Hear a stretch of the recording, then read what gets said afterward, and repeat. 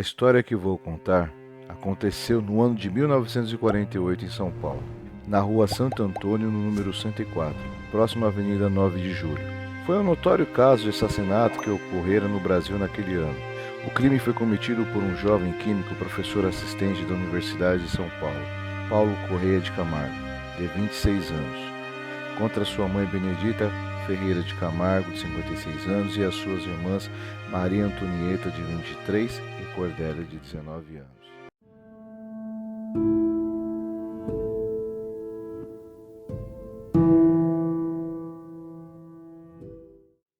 Em 1948, na rua Santo Antônio, número 104, quase na esquina da Avenida 9 de Julho, onde hoje é o edifício Praça da Bandeira, o antigo edifício Joelma, no qual teve um trágico acidente matando por volta de 191 pessoas e deixando mais de 300 pessoas feridas, ali morava a família Ferreira de Camargo. A mãe, Dona Benedita, tinha 56 anos de idade e, após ela ficar viúva do seu primeiro casamento, casou-se novamente, onde teve 3 filhos. O mais velho era o Paulo Ferreira de Camargo, com 26 anos, Maria Antonieta, com 23, e Cordélia, de 19. Mesmo com a perda recente do pai, eles ficaram bem amparados com a herança deixada por ele, que era administrada por Dona Benedita, a fim de manter o padrão de vida que a sociedade paulistana impunha naquela época. Diante desse desafio, ela cuidava dos seus filhos com muito rigor. Porém, era uma família de poucos amigos. Eles eram fechados, não recebiam ninguém em sua casa, não tinham parentes próximos. Eles apenas viviam para eles mesmos. Paulo, com 26 anos de idade, nunca havia namorado, assim como suas 2 irmãs também nunca namoraram. Eles apenas viviam para si mesmos e tinham os ciúmes doentio um do outro, ou seja, eles jamais iriam se dividir, jamais iriam se casar. Paulo era um rapaz inteligentíssimo, formado há pouco tempo pela USP, onde também trabalhava como professor auxiliar. Ele era um rapaz muito esforçado. Ele falava inglês, ele falava francês, tocava piano e ainda ajudava no orçamento da família. A sua irmã, Maria Antonieta, ela era paraplégica e sofria de epilepsia. E devido aos ataques de epilepsia, não saía muito de casa. A filha mais nova, Cordélia, sofria de esquizofrenia, mas trabalhava na Faculdade Paulista de Filosofia, onde era datilógrafa. Dona Benedita também não saía muito de casa, não gostava muito de sair.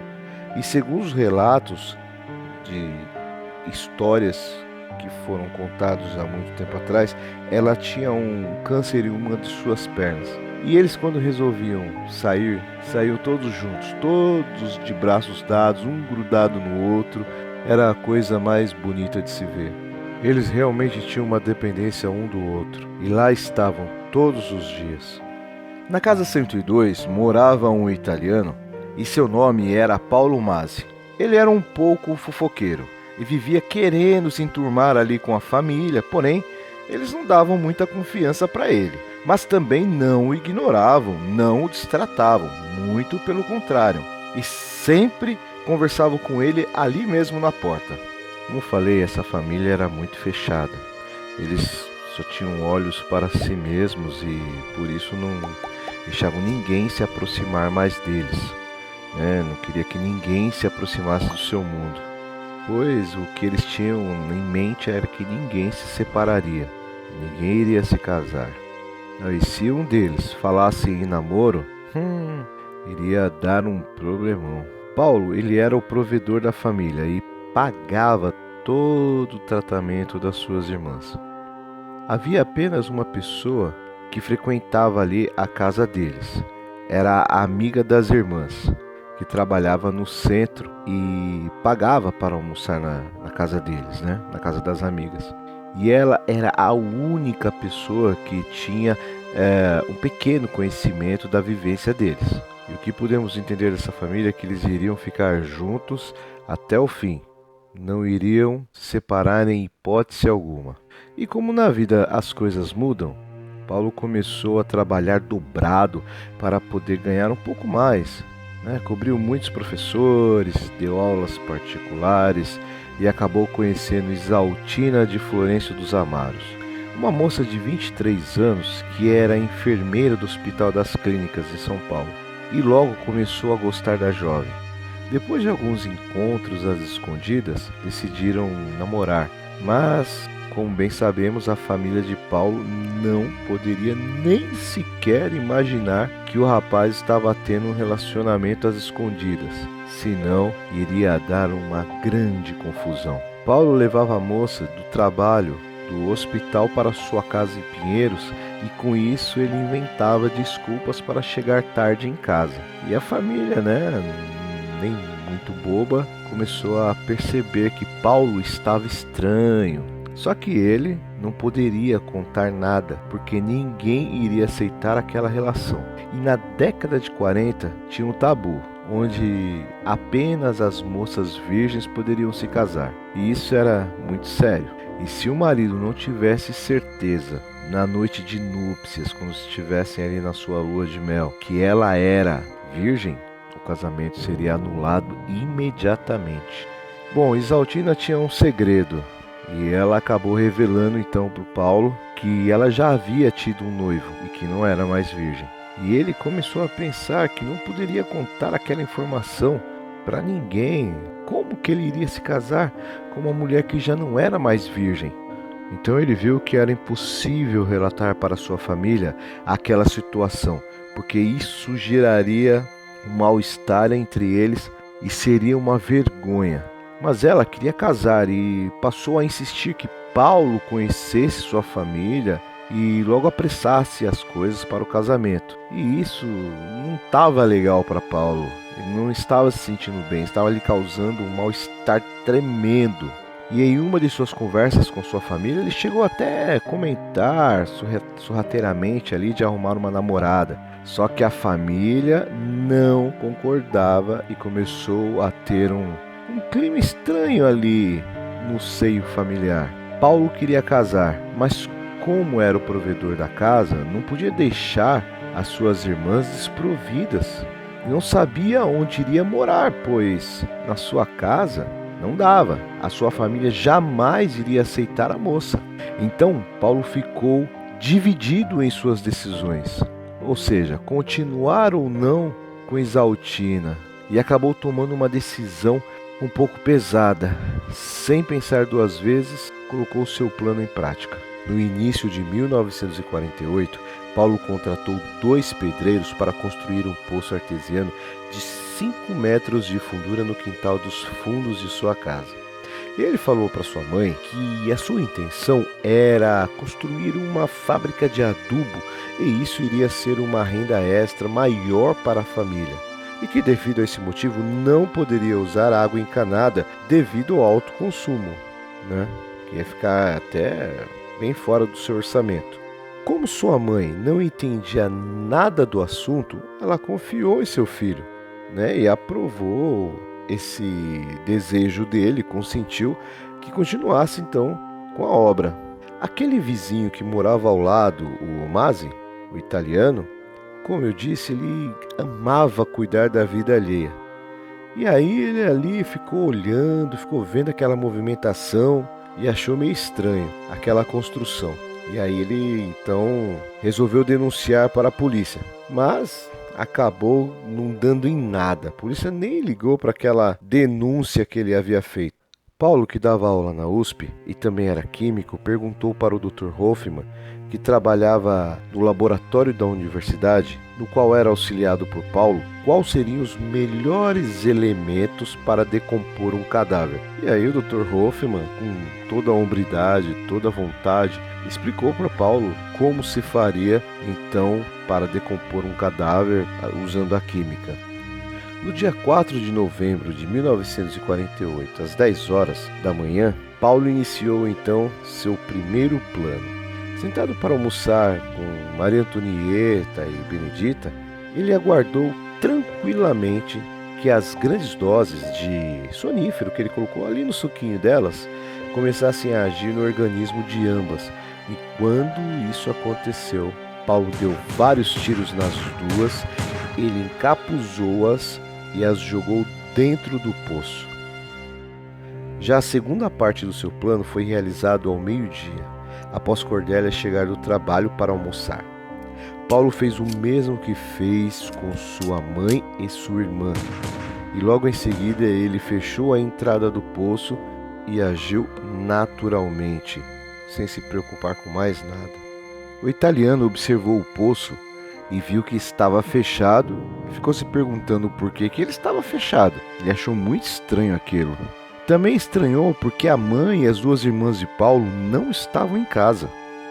Paulo notou que aquele era o momento de ter um álibi e falou para os amigos do trabalho e alguns vizinhos que eles iam fazer uma viagem a passeio para Curitiba. Já havia 2 semanas que ninguém via Paulo e nem as suas irmãs e muito menos a sua mãe ali pelas redondezas da casa. Eles realmente tinham ido viajar a passeio para Curitiba. E quando Paulo retornou para São Paulo, ele disse a todos que a família sofreram um acidente de carro e que sua mãe e suas irmãs haviam falecido no local. E o sepultamento foi feito ali mesmo. Porém, notaram que Paulo estava meio frio nas suas palavras, no seu gesto, e que sua fala não tinha nenhum sentimento. E observaram bem ele e não notaram nenhum ferimento aparente no seu corpo.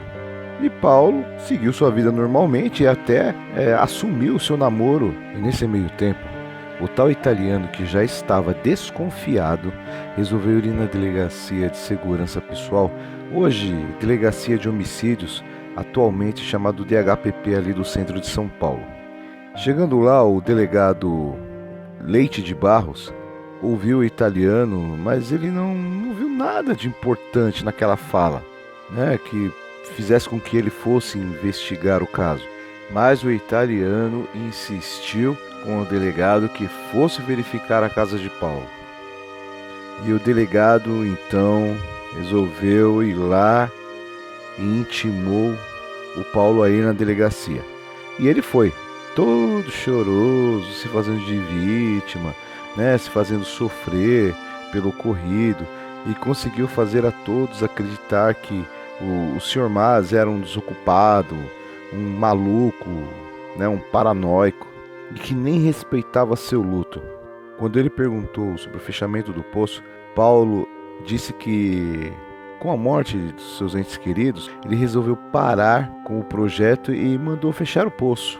E com esses relatos e com essas informações que Paulo havia dado, não havia-se muito o que fazer, não tinha o que investigar ali.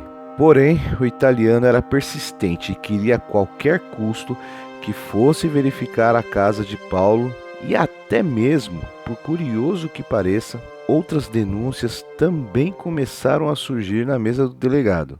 Então, nos próximos dias, com o mandado em mãos, foram até a casa de Paulo averiguar a denúncia, e ele recebeu os policiais muito bem, que revistou a residência e não acharam nada.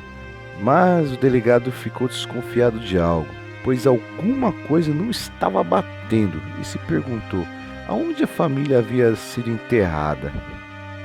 Naquela época, os crimes e assassinatos tinham um número muito baixo, e nem sempre as delegacias de um estado ficavam sabendo sobre os acidentes e assassinatos de outros estados. Então o delegado entrou em contato com a polícia de Curitiba e procurou saber sobre um acidente que matara 3 mulheres, e passou todas as características do ocorrido, como Paulo havia passado para ele, e eles informaram que não teve nenhum acidente com essas características apresentadas pelo delegado.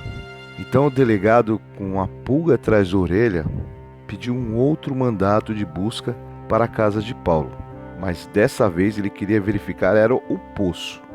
No dia 23 de novembro de 1948, a polícia voltou à casa de Paulo com outro mandado de busca, e desta vez foram diretamente para o fundo da casa, munidos de picaretas e apás. E lá começaram então a cavar o poço. E um forte odor começou a surgir daquele local. E não demorou muito até encontrarem os 3 corpos dentro do poço. Paulo, que estava tranquilo até aquele momento, saiu de fininho Entrou para dentro de sua casa e foi diretamente na escrivaninha, pegou a sua arma e foi para o banheiro. E lá ele efetuou um disparo em sua cabeça, vindo a óbito. Os bombeiros foram acionados para tirar os corpos do fundo do poço. E conforme foi investigado pela polícia científica, o crime foi realizado em 2 fases. O corpo de Dona Benedita estava vestido com roupas caseiras e com 2 tiros. O corpo de Maria Antonieta estava com 3 tiros e o corpo de Cordélia estava com 2 perfurações. Os 3 cadáveres estavam num avançado estado de decomposição. E após a retirada dos corpos ali do poço, um dos bombeiros acabou pegando uma infecção cadavérica e veio a falecer posteriormente. Paulo, suas 2 irmãs e sua mãe foram enterrados no cemitério da Consolação em São Paulo. E no dia 25, os jornais publicaram uma entrevista com Isaltina, onde ela relata a pressão que a família fazia contra o relacionamento do casal. A casa da Rua Santo Antônio e as demais vizinhas ali foram demolidas e em 1971 foi construído naquele local o edifício Joelma. Obrigado por assistir ao vídeo, por ter ficado comigo até aqui. E não deixe de se inscrever no canal, ativar o sininho, deixar o seu like, o seu joinha e deixe um comentário aí para mim, me dizendo o que achou do vídeo e se tem alguma história que você queira que eu conte aqui para você. E até a próxima história.